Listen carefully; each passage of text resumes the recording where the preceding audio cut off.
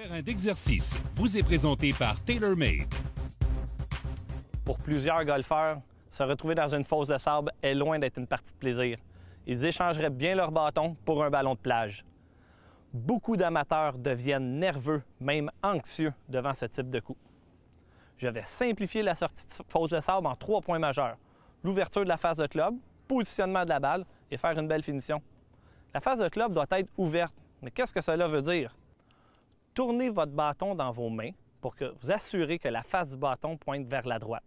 Et faites attention pour ne pas avoir une prise trop forte.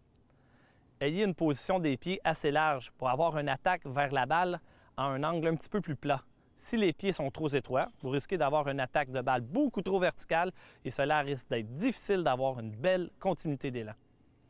Pour générer une belle vitesse, jouez la balle avec une posture légèrement ouverte, alignée vers la gauche pour moi, et le poids au-dessus du pied avant.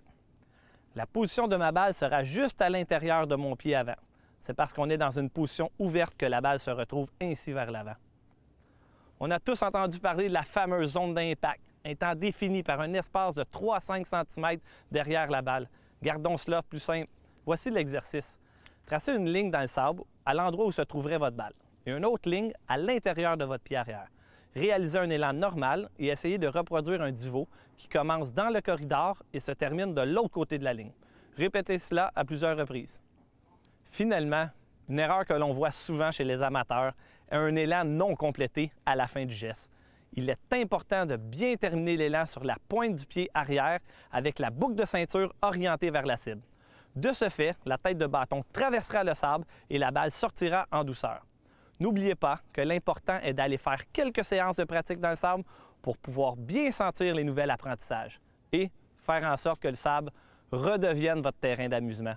Bonne pratique et amusez-vous bien.